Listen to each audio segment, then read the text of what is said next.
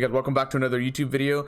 We're going to be talking about how you can succeed in the upcoming FNCS by talking about one of the most important parts of the game, the end game. Specifically, we're going to be covering Epikwhale, Arkhram, and Rehx, which is one of the most consistent teams in FNCS history. Epikwhale has 5 FNCS titles under his belt by now, and he is about to get another one this season for sure. I've watched his replays many times, and I've understood that his ability to play the end game so consistently with his trio, they probably talked hours and hours behind the scenes about how to play the game and really just putting all the knowledge together and making sure that all of them are on the same page even before they enter the tournament. And what I want to do, and I highly encourage you guys to get into a trio call and literally listen to this video together, right? Literally listen to it together. Pause if you don't understand something. Make sure you watch this entire video all the way through, because this is going to be an encyclopedia of all the little tricks and tips and concepts and fundamentals that I know about trio endgames, and I will share it in this specific video. We're going to be covering in depth what Epikwhale does, and I'm going to give a really good explanation as to why he does these things. We'll get started right away.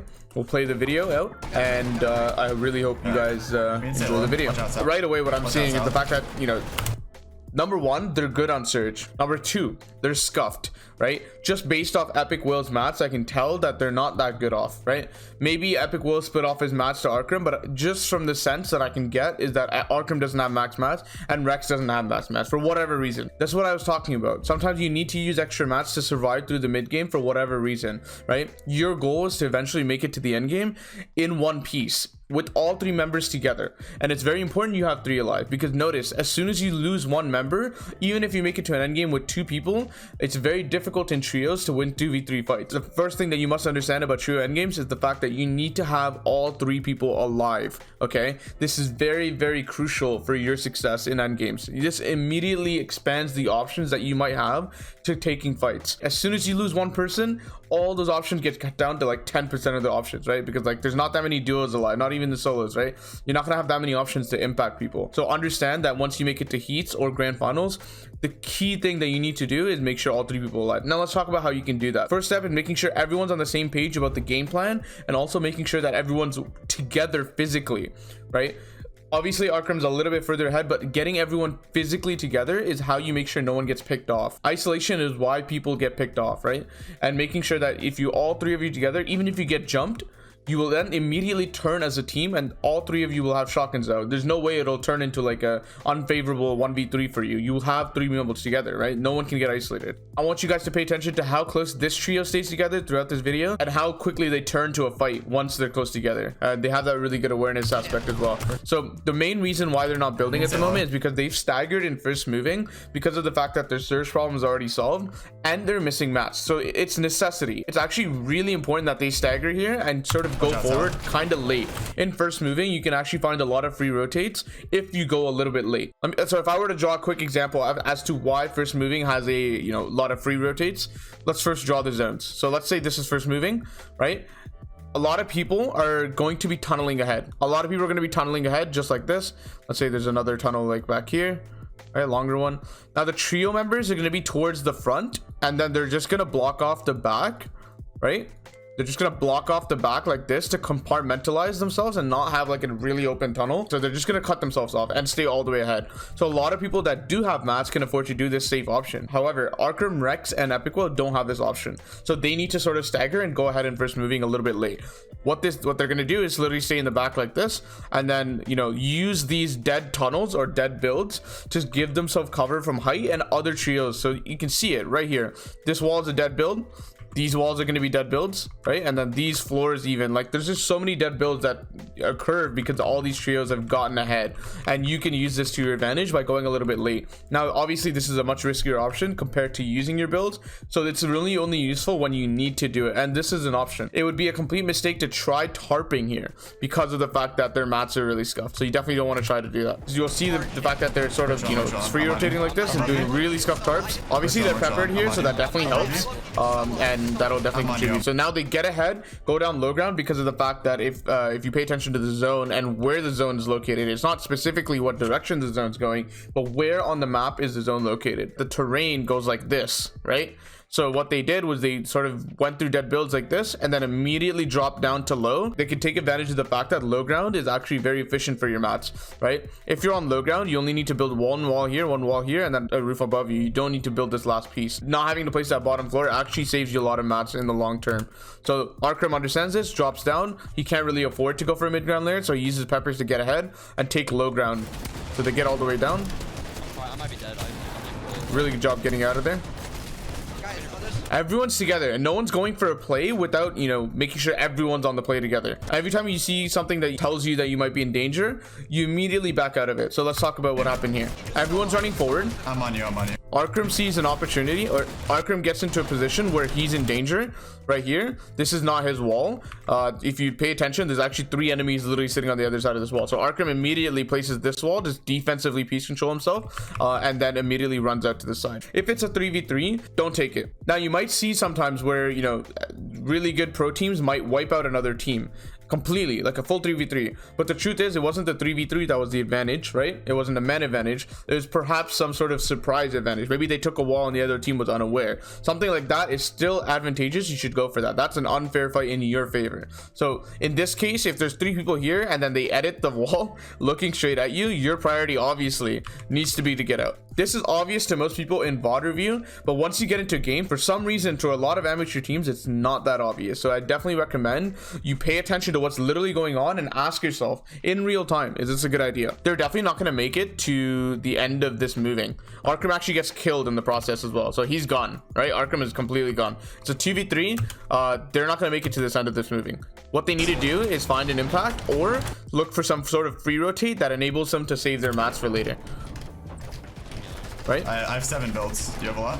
So Epikwhale calms his builds, says he's 7 builds, telling Rehx, okay, like I'm low, like what are your mats? I need to know the team mats right now. What's the situation? If Rehx has like something like 400 mats and then Epikwhale thinks his team's mats are low because he has 7 builds, it wouldn't be a good idea. So get a good understanding of what your team mats are and then make the decision, especially when you have the time to do so. Something you could do to sort of remedy this is ask in half zone, ask them what their mats are, and if you're the tarper, you can get a good sense of like when you're gonna run out of mats. Like let's say I'm 555 and both my fraggers are 555. If once I use my mats completely, I will then know I could like ask for a fragger for a refill, use those mats and still have another refill, right? So like I don't even need to like constantly be asking them, as long as I know what it was from half zone and then continuously sort of like mentally keep track as to what the mats are. And you know, the more scrims you play as a tarper, you'll get that sense. The same thing goes for the fragger, by the way. You can do the reverse, and when the tarper is tarping, you've noticed he's been tarping for like a minute straight and he was 555 originally. Don't even ask him, just start dropping him mats, like give him the mats right away. Don't even ask him about it. So a lot of good fraggers will have that sense as well, just through experience and just through, you know, playing a ton of scrims, that, you know, they'll understand when their tarper's out of mats that they don't even need to comp for it. So that's the sort of stage that you want to get as a trio. So let's talk about why Epikwhale doesn't take this path right here, which most people would have done, instead goes around like this. Okay, this is correct, this is wrong. Specifically, if you go like this, you are putting yourself in between tarps, which then forces you to full tarp, right? It forces you to place a wall on your right. So if you want an advantage or to save mats, because you have to, because of the fact that you're low mats, put yourself on the far left side of the zone where there's no teams to your left, or put yourself on the far right side of the zone where there's no teams on your right. Every time you find an opportunity to tarp in this way, definitely take advantage of it and tarp that way. Epikwhale could place a floor here, place a floor here, right? Place a floor here, here, and then continuously go forward like that. Okay, and it's kind of hard to draw 3D, so I'll just show you what the video looks like, and then that'll make a lot more sense for you. Right, not placing walls to his right because he knows his layer is free just from audio and actually just understanding what the layer looks like from beforehand. Does a little bit of a solo tarp, right? And then again, because he's rightmost and didn't take the original path, he can then make sure that he doesn't have to place walls on his right. Final box, what I call the set resting box, the one where you're going to be sitting in the white circle for a while, because he's in zone right now. All he needs to do is make sure that one's reinforced, and all the other ones, this one, and this one, doesn't necessarily matter if it's reinforced or not, as long as you're paying attention, right? So if you start getting sprayed as you're tunneling, all you have to do is react and then hold your floor, maybe place a cone to reinforce, make sure you don't get face down. Otherwise, you can sort of save a ton of mats on the transition parts of your tarp. That's something that you'll see commonly in FNCS tarps. And then again, once you leave your wall open, a lot of people make the mistake of like fraggers coming in and filling filling in that hole. Truth is, as long as you both are ahead, you don't need to actually fill it in. All you need to do is Rehx needs to get up here and, you know, sit with Epikwhale, and then they just need to be looking back in this direction to defend this area, right? You just need to be looking back in this area. A lot of people feel like, you know, the tarper comes in, only covers one wall, and then the fraggers come in also and then start filling in the walls. What's the point? The tarper should have just filled in the walls in the first place, right? You know what I mean? There's no point. You know, if you really want to save mats, is like just get everyone ahead, turn around, and then just start looking back. Anyone that shows would get instantly AR'd and deleted, right? That's the sort of point. You can sort of just like look in this area and defend it that way. That way you don't have to place the walls. They're not fighting this way. They're not fighting this way, because, you know, all the stack trios are that side as well, and making sure that, you know, like, you don't want to be fighting two ways at once. Just defend this side of the zone. You've covered the other side off. If the other teams that are, you know, in the lobby look aggressive from this side, you'll get an audio cue. That's why the builds are there. You're not going to get, if they start shooting, you won't get hit instantly. You'll get an audio cue first, then that gives you the ability to react. Nice. I'm gonna go for that. I'm gonna go for that. He has to go for the body. I know it's risky, but because of the fact that his win condition is to find an impact at this moment, he needs to just go for that. That's why understanding your win condition is very important, right? What do I need to do? What do I need to happen for me to win this game? In this specific case, it's he needs to get an impact kill, and he does get a kill. It's just not quite an impact kill until he goes for it, and he just has to go for it. It is a risky. You don't really know what low ground looks like. This is just your only option, right? If you don't go for this, you die slowly. He's tarping safely because of the fact that he has excess mats. Every time you find an impact with a ton of mats, try to overbuild a little bit, right? You don't want to throw that section of the game. So he's covering the right side, especially because you can see people down here anyways. You're not actually rightmost, but he full tarps here. So you can always save mats. Notice there's no walls placed here, right here, on these walls during the tunnel, and you can save a ton of mats that way. So I think Epikwhale, if he didn't place all those walls, he saved something like 6-7 builds right there. That's definitely positive. What I would make sure that he does is place that, you know, front wall, the final wall right here. Someone that's really aware and someone that looks for a lot of initiative on another tarp, like in this one, could come up and look back towards them, and then we'd go for like a jump shot pump or something. So it definitely needs to close it off. Speedy Gonzalez from way back in the day actually talked about closing off your tarps and making sure it's always compact, and making sure there's no holes in your tarp.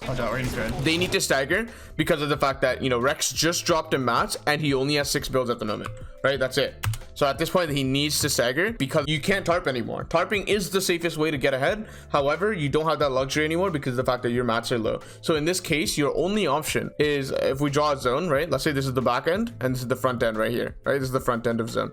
You are intending to go this way, right? This is what their tarp looks like right now. If they continue tarping, they're going to run out of mats around here, and then they're out.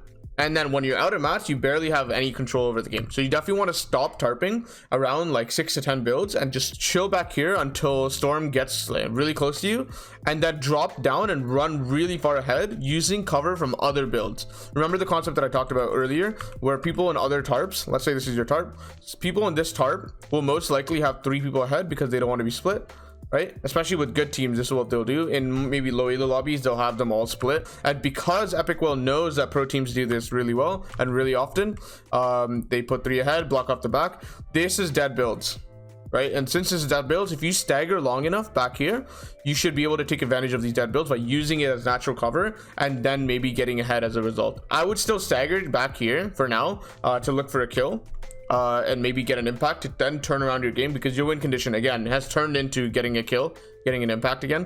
So making sure that you get that impact is very important at this point of the game. So the only way to do that is to stagger. So this is what they're gonna do. You can't go for height, you don't have the match to support it, you just need to wait. On me? So right side is dead side because of the fact that zone looked like something like this. It pulled this way, and then the next zone pulled like this, right? Right now they're sitting like right here.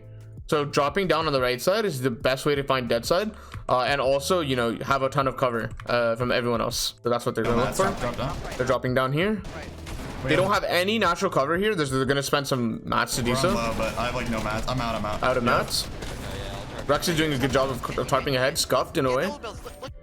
Arkhram makes a really good call. So number one thing is, when you're dead, you're not out of the game. You need to be making sure you're giving information to your team, because they're focused on the game. You have a lot more brain power or brain capacity to give good calls to your team because you're not focused on the micro of the game, right? You don't have to focus on the game itself. So Arkhram actually gives the really good call of them to go hide in these dead builds in front. right? Because of the fact that they don't have any cover here, they literally have to go find cover. Otherwise, they will get shot at and noticed by another team. And then another team's gonna be like, oh, this is a duo. They're building out of wood. They're not even building full tarps. Definitely scuffed. Let's go after them for their siphon mats and free kill points, right? So they need to go quick. They need to hide in here quick, right? And that's exactly what they do. They tank a little bit of storm to do so, and then you'll notice literally for a second here, right? They get shot at right here, right? They get shot at for a couple seconds there. So it's really important that they got in there quick. Even tank storm. This turned into this natural right hand peek because of the fact that they were coming from the right hand side, and this natural edit, and the fact that, you know, the other team was trying to get into old builds as well. And one thing about old builds that is really advantageous to low map players is the fact that you can barely build anywhere. It's like almost like pre-edits are everywhere, right? So you can't build that well. You'll notice this guy fell in and literally could not place a single build anywhere. Definitely find your way into those old builds and use that as an advantage. You have natural cover, you have pre-edits everywhere, so you can force like a 50-50 or some sort of really aggressive play on someone because you need that kill. That's your win condition in that case, and then you can just find a refresh from that point, and you need a refresh to move forward. So that's exactly what they do. They find a really good opportunity to surprise the team, get 2 kills, you have all the mats. And they get a lot of mats from this, right? They get a lot of mats. Go right. I know Epikwhale has 7 builds, but Rehx picked up most of them. I have no mats, it's all you. Even if they don't get a lot of mats, and let's say for a second they just get siphon mats, doesn't actually matter because of the fact that they're old builds. One thing that they did realize again is the fact that zone was going downhill like this, so there's extra layers opening up right here, right? If there's extra layers opening up on the low ground, no one's there, right? So if you can quickly sneak into them early on, that'll give you the opportunity to take over that layer for yourself without any contest, right? As long as you're the first one there. So that's exactly what they do. They drop low. They can drop a little bit lower here, but there we go. Yeah. So this is what I was talking about earlier in another video, is talking about the concept of power layers, right? So power layers is very important if you want to secure top 2. If you want top 2, right? And top 2 is very important, right? Because of the fact that you get a lot of points for second place, and then you get even more points for top 1. So they secured low ground, and this is what's going to enable them to actually get top 2 this game. Top five. It's very, very good. Right now they're top 5. We just play low ground. A lot of solos. Reload everything. And they have a lot of mats to support this play. They noticed a solo in this box. That's what Epikwhale was looking for. But I don't think this play is that necessary. I think they should just keep tarping. They totally have enough mats to sort of keep going forward. 200 wood is not enough for like 45 seconds left of stone though. Full box. That was a good drop down. Nice. Good kill. Grab that. See how many mats we got? Grab the cannon. I think Rehx picked them all. There's some wood back there, but not a big deal. Again, layer drop down. The problem is they went too late, right? Layer drop down. There's another layer that opened up on the bottom layer, right? It's very important that you drop down to that layer fast. So unfortunately, someone else got there. However, they have the man advantage. They have that 2v1. So they recognize that, right? The reason why they're trying to contest this guy is the fact that they have a man advantage. Got it. This was so well played by them, by the way. Their ability to quickly get into the position where one person's holding on their team and the other person's shooting. If you listen to the comm, I'm going to turn it up a little bit and let you guys listen. Break. Got it. So Epikwhale calls break. The other guy shoots immediately, and then Epikwhale, you know, just edits and gets the kill. I'm out of mats. A lot of people would panic and try to get in by just spraying, and I don't think that's a reliable way to do it, even if you have a ramp behind your back, because if you're trying to get in as a trio, most of the time what will end up happening is you're just getting in as a solo. I don't have charges. I have one. They understand that they're probably not going to win this game, 2v3. I'm dead. So I think they're happy with this, bro. Like, are you kidding me? They're so shambles before, so this was a really good game by them. Should we all hold our gun out? We should all hold our gun out together. They're playing really slowly, crouch walking to not give away their position. A lot of people run around way too much and don't communicate to their trio that they should just sit still and calm down, because a lot of times when you're running around as a trio, you're like kind of like trolling, like you're really giving the enemy a lot more information than they need. And if you can surprise them by sitting still and not giving them information, they might walk onto your wall without noticing that you're literally right there, right? This is literally what happens here, actually. Right, they break this. There's people on their wall. Wait. Whited, right, on the first hit. And the fact that, you know, Storm Surge they're probably below Storm Surge because, you know, they're trying to go for a fight. So they get a knock, which justifies the fact that they should get in. 100? Another 100 damage, which is even further justifying. If you think about it as a trio HP advantage, Epikwhale's trio has 600 HP. This team has 300 HP, I would say. Pretty accurate. Right, so in this case, you jumping in is pretty good. That's all you guys. As long as you do it together. Dead. Sit the f down, you. Really good fight. Yeah. Another example. Got the wall. Look at their crosshair placement. You can tell the whole trio's ready. No comms, by the way. They didn't even calm this, right? They're swinging. Arkhram can literally, from his perspective, from his gameplay, can literally see Epikwhale because of the third person nature of the game in his camera, and possibly even aware of where Rehx is. He understands that everyone's looking. There's not even a calm situation. Their team is so well coordinated in this case that Epikwhale or Arkhram can just go for an edit on a whole trio like this while the enemy's swinging, and then do a lot of damage this way. Epikwhale has pre-edits already on the for the counter push, right? Like he literally has the pre-edits ready just for the fact that he knows that this team needs surge, because you know surge is 87 people. It's a lot of people for grunts. That's a lot of people that need surge, and there's definitely someone near you that's going to need surge and going to want to aggress on your box. So Epikwhale has pre-edits to surprise the enemy even after they aggress on him first, right? This is so well played. They probably discussed the fact that they're going to edit beforehand. That's not included in the video. So Epikwhale tries to go for more pre-edits, goes around because you know this is safe side. No one's going to shoot at him from here. They're playing really aggressive on those kills because of the fact that number one, Storm Surge is very serious in grand finals. So the more surge you can get, the better. Even being 600 above is not enough for moving zones. So the more damage you can get, the better it is. 100% you need to fight there. They don't necessarily need the match, but if you can deal with the surge right then and there, you then don't have to worry about it later on. And it's always really good games whenever you like deal with your surge early. That's what I've noticed from my own experience. Every time you can deal with your surge early from some sort of power play, by going after a trio or just like fighting a trio in a really smart way, you should definitely look for that, because if you can deal with your surge in a really clean, fast way earlier on, that's going to enable you to do a lot of things that a lot of other teams are not able to do. Let's talk about why in really stacked games securing a lot of surge earlier on gives you so many abilities per se. So let's talk about this very simple example. If this is second zone right here, right, and you're positioned here just like Epikwhale is, right? So let's say third zone pulls here, right? If you get rid of your surge problem right here, right now, what you can guarantee is the fact that you can go dead side. And dead side is actually stronger in stacked games for the simple reason that most pro teams or really good teams understand that if they need surge, they're gonna go here. Right? They're gonna go on the congested side because center of the map is right here, right? And congested side is somewhere up here and over here, right? Because that's the closest position to all the other POIs in the game, which are going to be out here, right? That's where most people came from. So this is why I said a congested side will be over here. Once you get all that surge solved because they just took a fight, that allows you, instead of going for the rotate that you would have went for right here to find more surge, once you go up this trio, you can then do this. And trust me, because you have so much surge and no one else in the lobby has surge, no one's going to be back here. Because the only people that are going to be back here that are smart are going to be people that have dealt with surge, and that's not going to be that many people, which means this rotate should be very easy for you because you're not running past that many people. This rotate is only, you know, it's hard, definitely harder to do, but it's a necessity if your surge is only like 100 above, 200 above, or even like 300 above, right?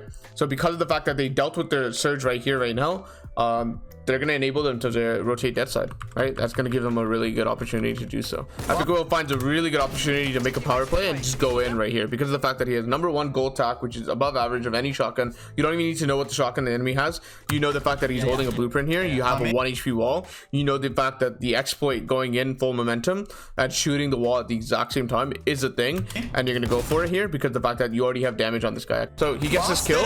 Unfortunately, there's edits on him. This is why most of the time whenever you have 3v3 happening, you don't want to jump in. It's not because of the fact that you won't get the first kill, it's the fact that you'll most likely get traded on because the trio is staying together. But unfortunately for the enemy team, Arkhram and Rehx are really fast with their follow-up, and they're going to play together with Epikwhale. Epikwhale gets the one kill. Arkhram and Rehx immediately follow up and get the damage return. I'm dead, right? So Epikwhale gets a lot of damage on the first guy. Dies as a return, but then I want you guys to listen to the comment here. This is so important, actually. I'm dead, bro. If you're gonna make plays like this, this is what's the most important. If you get, especially if you do execute it correctly and you do it together. I'm dead. Play for my body. Play for my body. All dead. Play for my body, right?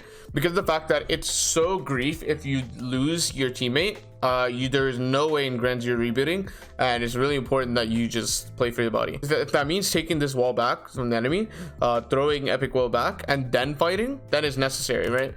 So it's very important that they keep him alive and they don't let the enemies go for the finish. And one of the ways you can make sure that always happens is following up on your teammate when he goes for a play. A lot of people tend to like judge a play before they go for it. Sometimes as a fragger, you don't have time to judge. That's when you need to trust your IGL or whoever made the call and just follow up on it. Not even so blindly, but just like trust them, right? Because the fact that you guys have spent so much time preparing for tournaments like these, and you've talked behind the scenes or before it about what sort of plays are good, what sort of plays are bad, that you should at this point just trust your IGL when they make a call, and the fact that you should all be, you know, in on the play together. A bad call with 3 people together is so much better than having, you know, 3 people completely split on the perfect call. So make sure you're jumping in with your team if you need to, and being committed to a play. So it's very important that we see that from Arkhram and Rehx. Otherwise, Epikwhale would literally not be alive in this game right now, right? And Epikwhale, knowing the fact that his team is going to follow up, made that play, right? It enables him to make that play because of the fact that he knows his team is going to follow up. Really good pad. I would consider placing walls around there. That was like a little exposed, but I think it's okay. Rehx gets beamed out of the air, which is unfortunate.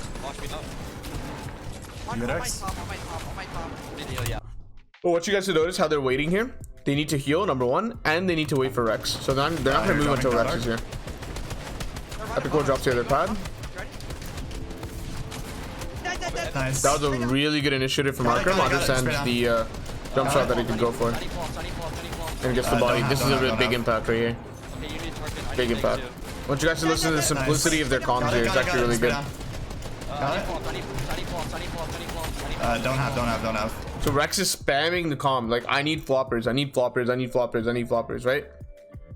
Epikwhale doesn't have it. So instead of just like saying no or like silence, you just need to respond to it. Just be like, I don't have it, right? And then Rehx won't ask anymore. And so it's very important that you like don't give up on someone's comms when they're asking for something, and you just like actually give them a response. A lot of times people are not responding to certain comms because they're so tunnel vision on what they want to do. So definitely make sure you're like clearing up your teammates' doubts on maybe items that you might have or the play that you might want to go for. That definitely will help. That's a good pad. Staying under these builds to protect themselves from height. I'm landing on this. Alright. A little bit of confusion as to where to land, but they made the good landing. And then Arkhram goes wide instead of, you know, going down the center to make sure that he doesn't have to cover one side. And notice what Epikwhale did. He does the exact same thing. Doesn't have to cover his left. So if you can find those opportunities on your layer where you don't have to cover one side, those are definitely going to be advantageous. So definitely try to do that. Again, finds the edge of the moving zone where they're left most, and they don't have to place that left wall. That's definitely good. This is very efficient tarping here. Look for it. They're both fighting height. They're both fighting. Yeah, we definitely get it. I'm looking at height. Look right. 50. They're so high. Like slowly griefing height from above here, because the fact that if height is getting belt fought, you definitely want to be looking at it from ahead, because if you can grief them or even get them to drop because you hit them so much because they're so far back at storm and they have to prioritize rotating instead of shooting at you, that gives you a free shot because you're so far ahead of storm and you have that tempo. You have the ability to shoot back at them and they don't have the ability to shoot at you because they're so far behind. Drop.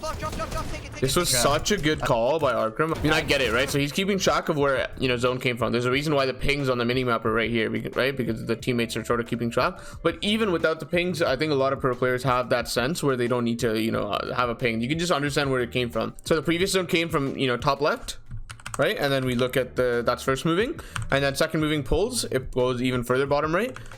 And then look where the third moving goes, right? At the moment, these guys are on a hill, right? So they're sort of elevated. Now look where the zone pulls. It pulls downhill. Let's say this is like the beginning of the zone, right? And then it goes slightly downhill like this, right?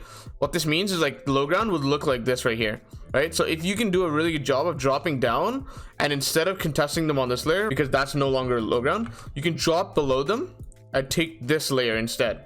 And that's going to enable you to take low ground from whoever had low ground before, especially if you can do a really good job of reacting fast to this clock right here. Every time that's 0, you and your team need to stop what you're doing and really make sure that you guys are all ready to make that transition into the next moving zone. You can see opportunities like this. Power layers are low ground and high ground, and if you can steal that during the transitions, because that's when a really good time to do it is, you really want to make sure you can steal it then. Let's say this is the static zone of end of first moving, and then, you know, we'll use the same example as the game, right?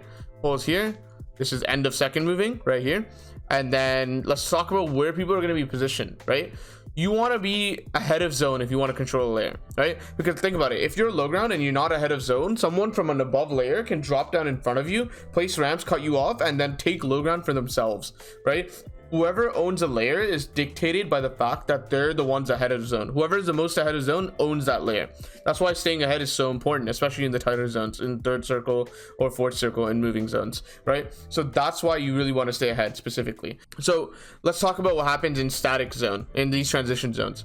Right now, when you're waiting like this, let's say a bunch of people are waiting, and obviously this side is going to be way more congested because of the fact that that's the closer side to the old moving zone. Right now, low ground is one of these people. Let's say low ground is like these guys, right? But they didn't need to tarp in that much. Right now, no one knows where ahead of zone is. No one does, right? It could be here based on where zone pulls. It could be here. It could be here. It could be here. You don't know. It really depends on where the next zone pulls. So if you're waiting in a position and you pull moving zone, which is basically what happened, right? The next moving pulled really close to Arkhram and Rehx and Epikwhale. They don't even have to look, right? Just because of the fact that they can just drop down and take it because of the fact that moving pulled for them. That means they should have dibs for the low ground if they can take it right then and there. That's why it's so important for that clock. When this hits 0 or even 2 seconds or 1 second, you're already prepared looking at the minimap to transition into the next moving and take the power layer if it's a possibility to do so. That's why it's important. Like, a lot of people are not ahead, especially if low ground is positioned somewhere in towards the center of the zone. They will not be ahead, especially for like the first 5 seconds. So if zone pulls your way, let's say you're positioned over here, just like Epikwhale, Rehx, and Arkhram were, and then zone pulls this way, which is basically what happened in the game, you can immediately drop down because you're definitely ahead of zone, right? So you own the layer. You own the layer. You can get to pick that layer that you want, especially because this is dead side as well. So that's basically all I wanted to say, and that's sort of why they were enabled to take that low ground position. Now, something I want you guys to notice as they're doing this low ground position take is, first of all, they're burning. I have. Stop using wood. And Epikwhale replaces the wood because wood obviously burns. Brick and metal don't burn. So they start placing floors on their top. And this is a specific reason why Epikwhale starts getting up the grass. But I still think it's better to stay on the grass and then place cones instead to remedy that. Now let's talk about why they should be on the lowest layer. If you're on the lowest layer, you can then maintain control of low ground. If you're doing something that Epikwhale is doing, just like this, right? Epikwhale got down to the low ground, right? Took low ground, something like this, and then stopped going down because he's worried about the fireflies. He's worried about burning, right? So he starts elevating himself. But I really think that instead of doing this, he should just drop and then place cones, right? Instead, to protect himself from the fire. This is specifically because if he doesn't do this, some layer up here could notice it, right? The fact that they're not, staying all the way down, and then triple drop down and take the low ground from here, right? You guys see that? So that's something that's really important to understand. You want to keep low ground, you need to be all the way low, especially on zones that are going slightly downhill. Obviously, low ground is not that important when zones are looking like this, because you're gonna die. It's gonna be really bad for you if you are on low ground like here, because you need to get up a hill, right? So then it's beneficial to just get up earlier and just give up low ground. Low ground doesn't matter as much when you're like in a position like this. So definitely pay attention to these terrain scenarios. That's what's going to dictate whether you should play low ground or not. A lot of terrain scenarios are advantageous for low ground. A lot of terrain scenarios are not that good. Get ahead. Ark, can you leave? Yep, they need to get ahead. Arkhram does a really good job of dropping down, especially because the fire is already finished. So they're not worried about that anymore. I want you guys to notice there's this extra layer as well. So they drop down one, but actually there's another layer they can drop down, right? There really is. You can see it because the wall's sort of showing that, right? They're currently on this layer right now. They're currently on this layer, but they can drop down to this layer, and they totally should, because the fact that the terrain's continuously going downhill is opening up new layers. 3 seconds ago, you could not be on this layer right here, but now since it's going downhill, it's exposing that layer for you. So if you can take it right now, because of the fact that you're all the way ahead, and grab this layer, you're going to continue to own low ground. And it's gonna be really easy to take this layer because you can take it before anyone else behind you can take it. So they should totally take that. Unfortunately, they don't, and you'll actually see what happens as a result. Yeah, I also have 200 wood. They don't. They kind of lose low ground. Sad. Right, this is a bad idea what they're doing. I don't like what they're trying to do here. Arkhram makes a mistake, understands he should have dropped, and as a result, because he didn't drop, they lose low ground. Right, another team is sitting right here. In this section, I'm going to draw the wall through the wood so you guys understand what I'm talking about. There's a whole team tarped right here where these walls are placed, right? There's a whole team literally right here. Edges of the zone back here and back here are advantageous because of the fact that you don't have to cover one side, so that's good. And also because even if you are covering that side, you're not going to get shot from 2 different directions, so that's actually advantageous as well. So that's definitely good. So edges are always good in moving zones. However, there's specifically the reason that right side is definitely better than the left side, because if you want to get ahead and you want to fight for it, you're gonna have natural right hand peaks if you're fighting from ahead. Notice how it's really difficult for Arkhram, Epikwhale, and Rehx to right hand peek the enemies over here. If you have an option, definitely look for the right side, unless you know there's specific zones like this. This goes even deeper if you really think about it. Zones like this are not as good for right side, right? Because the fact that this wall is going to be closing it on you. Let's say this is the end point. This wall is going to be closing it on you. And if you really pay attention to what the zone looks like, this is a concept called expanding side and closing side, right? So if the zone goes like this side is expanding side, and then the right side is closing side.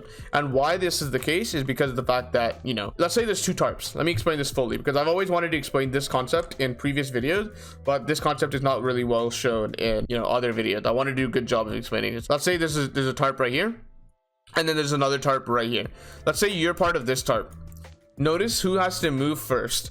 This tarp could totally grief you on your lair by literally just tarping like this, right? Let's say you're fighting for low ground or something, in first moving or something, I don't know, some zone, right?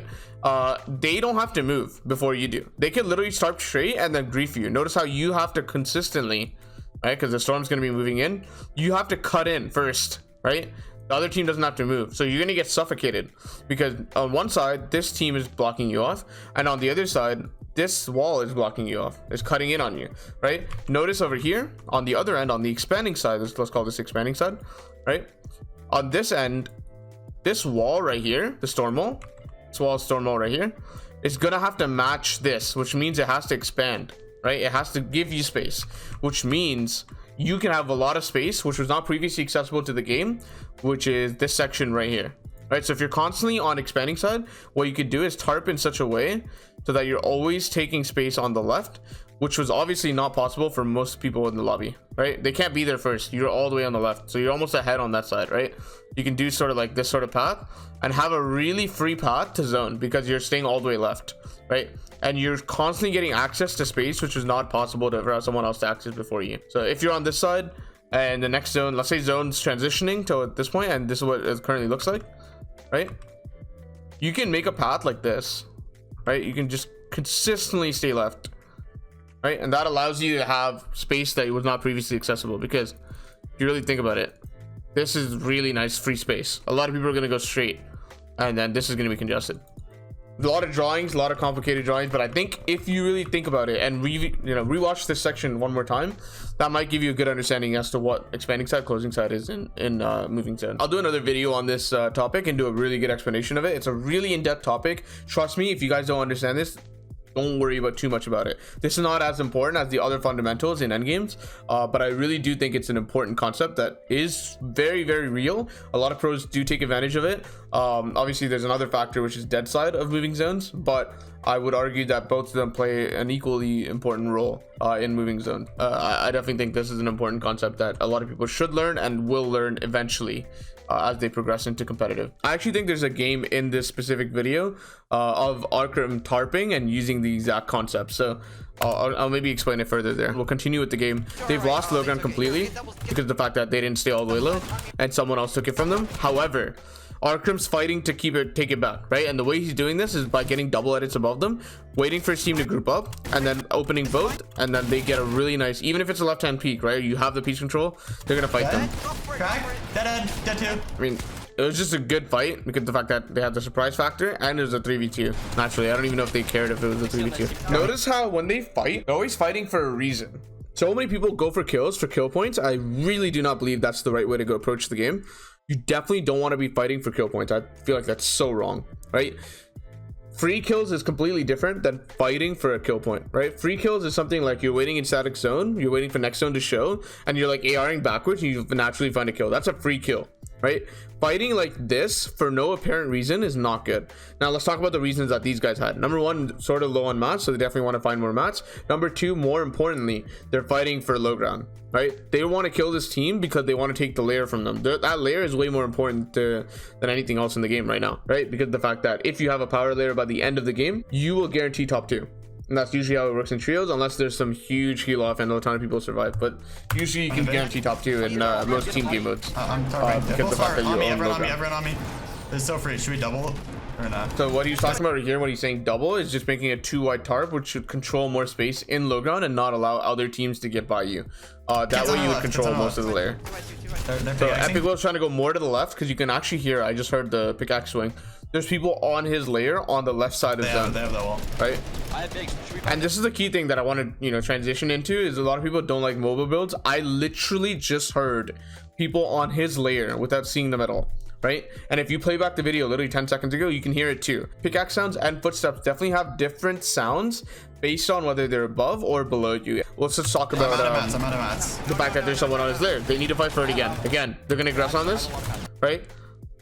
They don't get this wall, you know. I think first of all I think Arkhram went so far deep without looking at his left. This is too much. Like, he went in so hard here. I don't know why. I know he wants to aggressively take the box, but there's literally people on this wall. That's not his wall. He did not place this wall, right? He did not place this. So he's aggressively going for a play. There must be some sort of reason as to why he's doing it, or he's just unaware, right? Because there's a whole trio literally right here. There's a head here, and a head here. I could see them all, right? So you definitely don't want to run past the wall like that. I feel like, do you have a natural right hand? You should just stay here, pickaxe or tack it, and then take this and then go to the next wall and take this. Much better alternative. So Arkhram seems a little bit caught off. However, I don't know who did it, but someone does a really good job of shoving a ramp in their face because, you know, they understand there's no code in this box.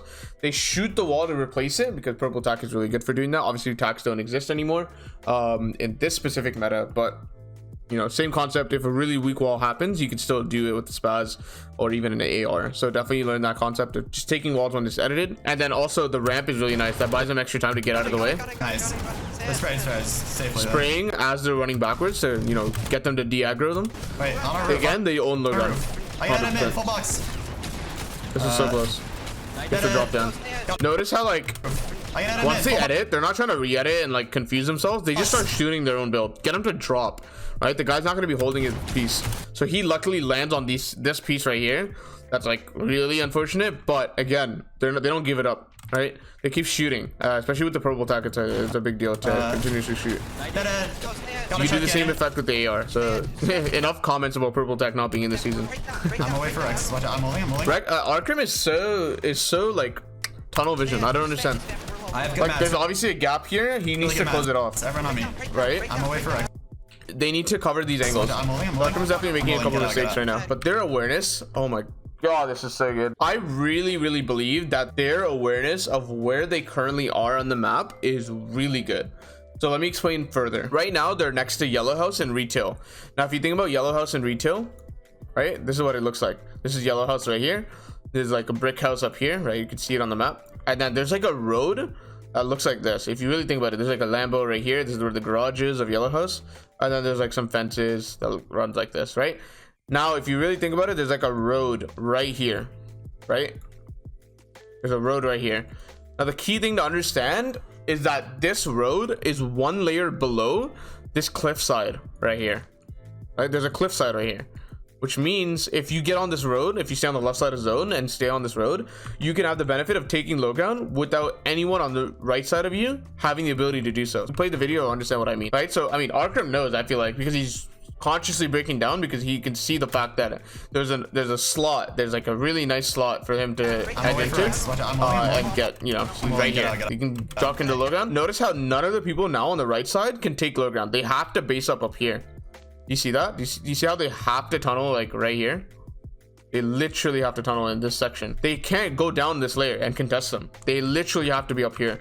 The only way they can contest them is to take double edits from ahead. So now, once they take the layer right here and get into this slot, all they have to worry about is blocking off your back and then looking out to the left. Make sure no one takes you from your left, because the left is still open. But this awareness is so good. Everyone on me. Really good. Spray this. Notice again, fighting for a reason. This specific timing of when they try to go for the drop down is really important. I gotta reload. They're griefing the teams that could potentially grief their game. They're just fighting them proactively. So if you can get rid of those teams, your game will be really easy as a result. So let's talk about why they went for that fight. Number one, they just know that whoever wants to win, like good teams, will try to take low ground from here, right? These guys, they'll try to fight low ground because they're definitely not cranking this small of a zone, right? They're not going to go for height. So in this case, the slots to the right of them, right? In this case, right? You remember how we talked about how the people to the right have to tunnel one layer above because they literally can't because of the terrain? Well, now the terrain has dropped, right? The terrain has dropped here, and now they're going to take advantage of this, right? Because if the other team has any interest of low ground, you can completely kill them and take them out of the game, right? So again, they're fighting for a reason. The reason here is to defend low ground. So they do the stair. Box. I gotta reload. Oh, there's another. Calms the reload, which is really nice. 5. I gotta reload, bro. Really good. Nice. Rehx. Really good. Fine. Spots 3 chuck cannons. Grab cannon. Really Rehx, nice. go. That's another cannon. Okay, this is actually really important, so I want you guys to pay attention. A lot of people, once they make it to this game, misplay it completely. A lot of people try to grief and fight the other team on height, or the other team that's living, that's trying to heal off, without some sort of heal themselves. Right, so in this case it's a chuck cannon, and obviously Arkhram and Rehx also have a chuck cannon. Instead of group healing as 3, which honestly would do a good job. Let me first tell you guys why I think that, you know, not having heals and trying to chase after the enemy most of the time, especially when it's like a really long distance to chase after them, is most of the time worse. Most of the time what's going to happen is you're just going to die as a result because of the fact that you don't, you know, have that many whites to survive. You're going to die, and then it's going to be really difficult for you to win that heal off because you just gave the enemy team 50 siphon. Sometimes if you have a lot of heals and a guaranteed way to win heal off, it's sometimes better to just straight up not give them siphon. Just die in your box, right? Just straight up die in your tunnel, and don't give them the siphon. Definitely try to avoid giving unnecessary siphon when you can.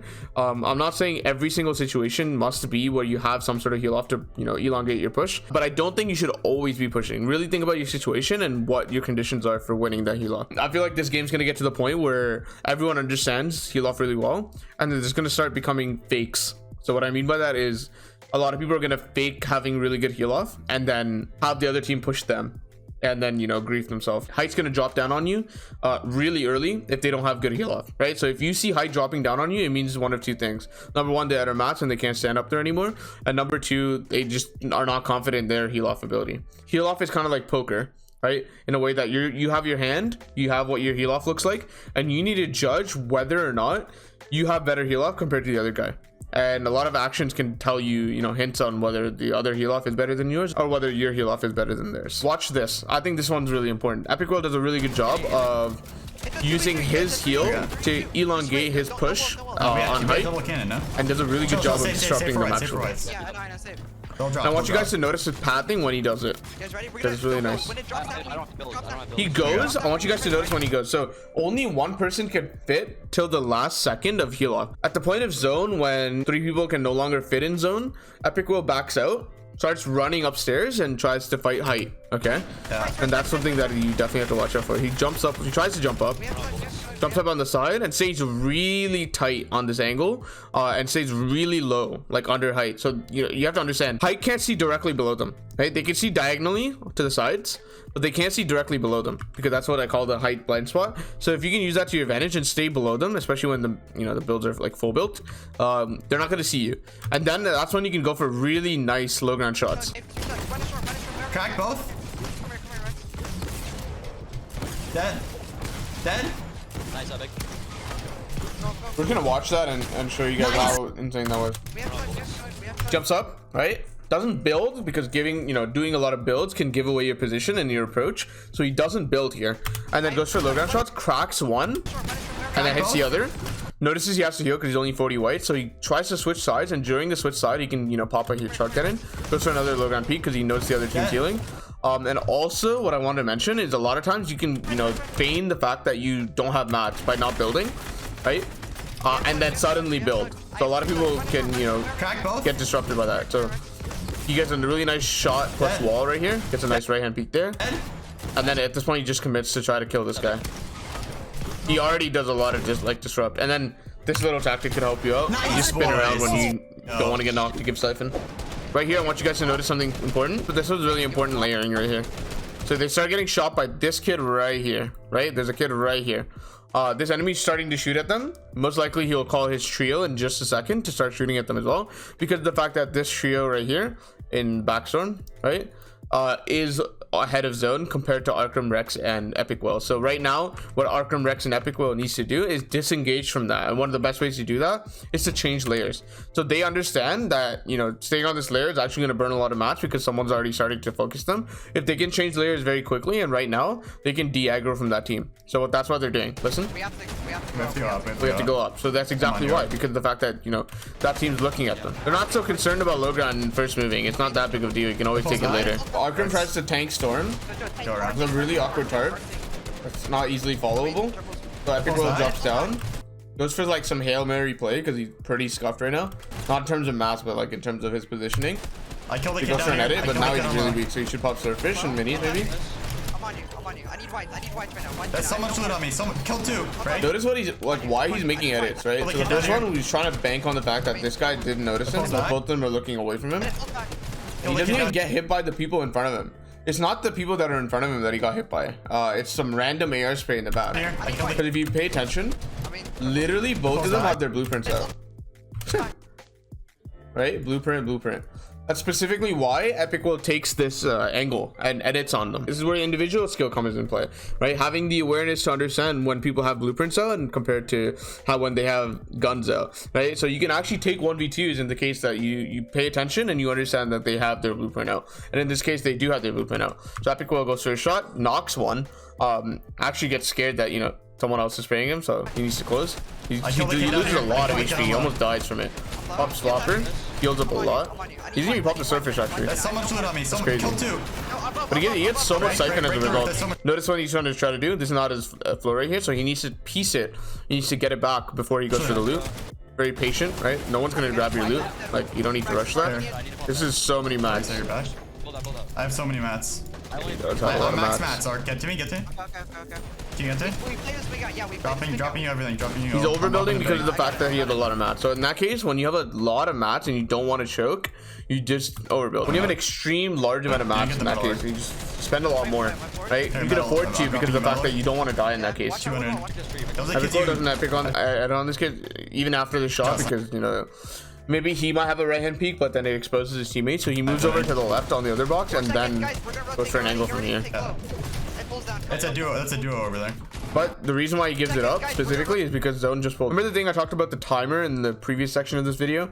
The timer is very important, especially if you have opportunities to take low ground on transitions. You definitely want to try to do it. So Arkhram's calling everyone over. It's a duo. Low ground is definitely possible. Arkhram drops straight on the transition, just like this, right? However, he doesn't drop all the way because of the fact that he understands that the zone's going up a hill slightly. But it's not all the way up the hill, right? So dropping low ground doesn't make a lot of sense here because of the terrain, right? Arkhram makes like a greedy play here. I have no mats. I need mats. Specifically because double split. I have 100. Rehx, you have mats? I have 200. like they don't have the mats to justify going up the hill right now. So what they're doing is sort of like, I'm just gonna pray the fact that it pulls back down, right? Because that's the sort of thing they kind of have to do.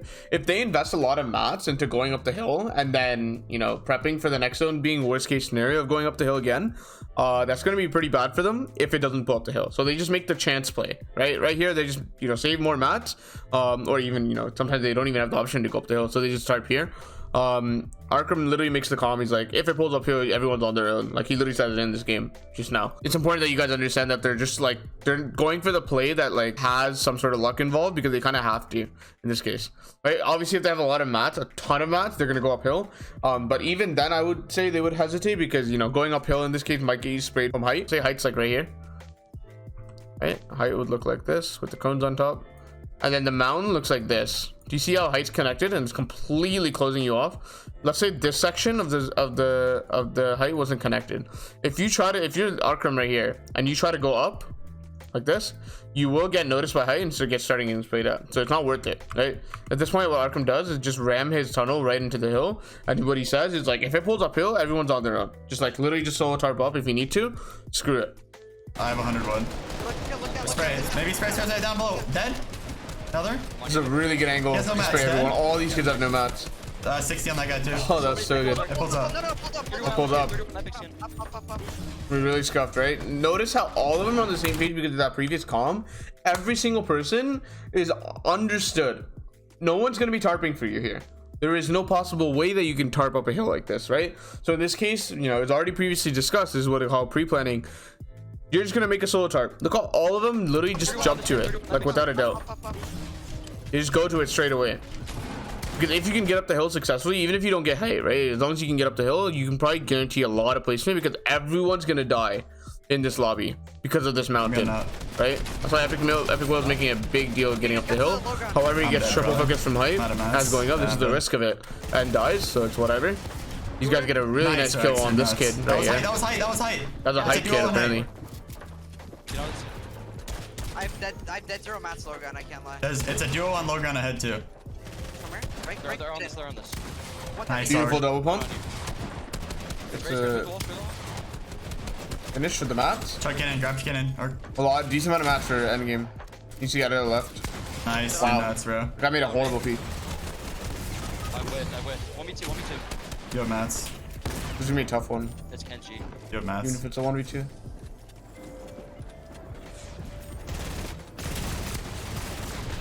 You know, your layering matters a lot based on the terrain. It really does. And I feel like a lot of people don't give it the respect that it deserves. I want you guys to notice the situation here. 62 above, 12 people have to die for the surge, and there's 10 seconds left before surge zaps you. Right now they're below. Epikwhale gets the pre-edits ready because he understands, right? He needs to go for something. Him and his team need to go for something. 10 people left to die with 34 below is a big deal. Like, he needs to go for something, right? And he has pre-edits ready because he understands that. And there's literally 3 seconds left before they zap, so they literally have to go for it now. I want you guys to understand how they go for the pre-edit angle.